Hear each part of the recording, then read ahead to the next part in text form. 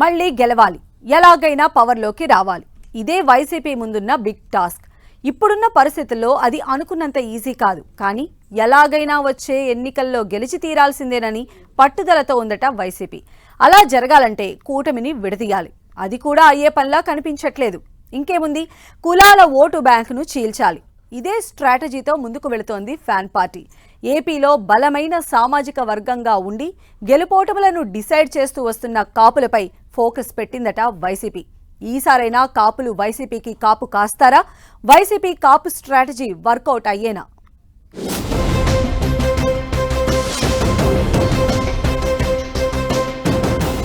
Operation కాపు next election కోసం YCP big plan.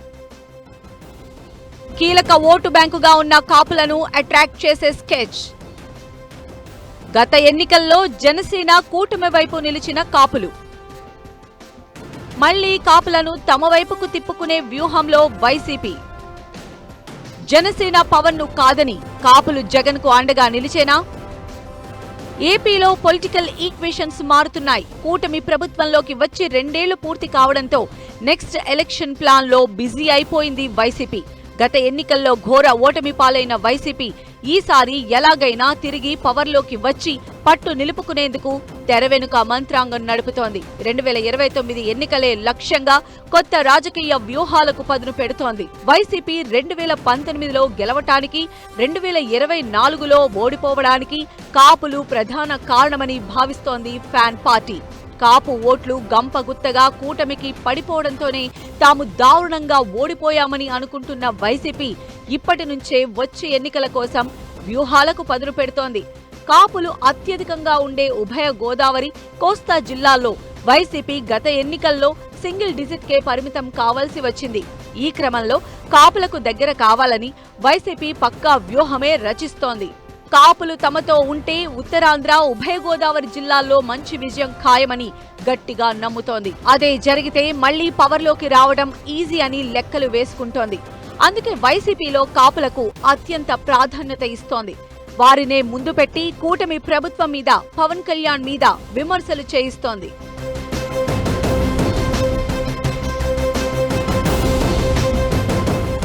Godavari జిల్లాలో పవన్ ప్రభావంతో 2024 ఎన్నికల్లో వైసీపీకి ఊహించని షాక్ తగిలింది.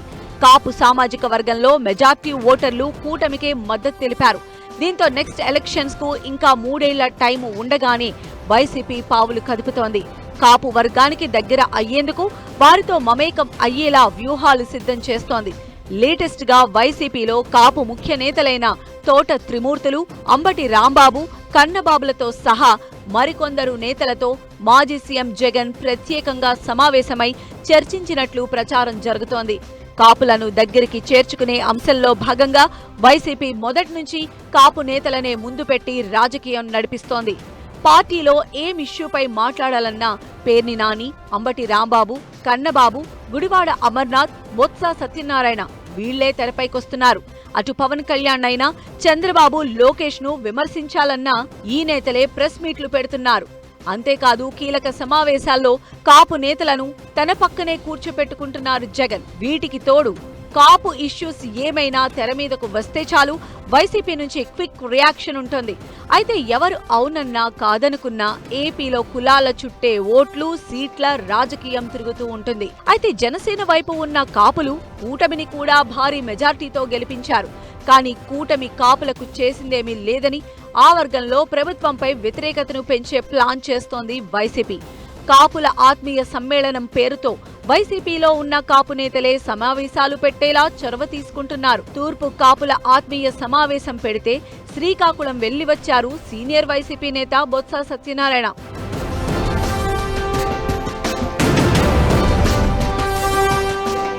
పశ్చిమ గోదావరి జిల్లా రామచంద్రాపురంలో మరో సీనియర్ నేత తోట త్రిమూర్తులు 21న కాపుల కోసం సమావేశం పెడుతున్నారు. ఈ మీటింగ్ కు వైసీపీ కాపు నేతలంతా హాజరయ్యే అవకాశముంది. కాపు కార్పొరేషన్ కు నిధులు ఇవ్వట్లేదని, కాపులకు ఉద్యోగాల్లో రిజర్వేషన్లు కల్పించటం లేదని వాయిస్ రేస్ చేస్తోంది వైసీపీ. పైగా కాపులకు నామినేటెడ్ పదవుల్లో ప్రాధాన్యత కల్పించకపోవడం వంటి వాటిని హైలైట్ చేస్తోంది. వైసీపీకి తోడుగా కొందరు కాపు సామాజిక వర్గం నేతలు కూడా టోన్ కలుపుతూ ఉండడంతో రాజకీయం వేడెక్కుతోంది. చివరకు కాపు యువకుడు సాయికృష్ణ లాకప్ డెత్ అంటూ వార్తలు రావడంతో వైసీపీ అధినేత జగన్ అతని ఇంటికి వెళ్లి పరామర్శించడం కూడా స్ట్రాటజీలో భాగమేనన్న చర్చ జరుగుతోంది.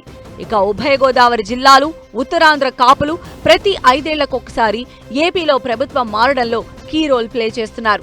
రాష్ట్ర విభజన తర్వాత 2014లో టీడీపీ గెలుపులో, 2019లో వైసీపీ విజయంలో, 2024లో కూటమి అధికారంలోకి రావటంలో తూర్పు, పశ్చిమ గోదావరి జిల్లాలే డిసైడింగ్ ఫ్యాక్టర్ అయ్యాయి. అందుకే ఈ ప్రాంతాల్లో పెద్ద సంఖ్యలో ఉన్న కాపులను తమ వైపు తిప్పుకోవడం ద్వారా 2029 ఎన్నికల్లో మరోసారి గెలిచి జెండా పాతాలని అనుకుంటోంది వైసీపీ. అయితే ఇప్పటికీ కాపులు జనసేన, పవన్ కు అనుకూలంగానే ఉన్నారన్న చర్చ జరుగుతోంది. అక్కడక్కడా ఇబ్బందులు, అసంతృప్తులు ఉన్నా ఇప్పటికిప్పుడు పవన్ ని వీడి వైసీపీకి మద్దతుగా నిలిచే పరిస్థితి అయితే కనిపించటం లేదంటున్నారు. ఎన్నికలకింకా 3 ఏళ్ల సమయం ఉండడంతో అప్పటి వరకు పరిస్థితులు ఎలా మారుతాయో చూడాలి మరి.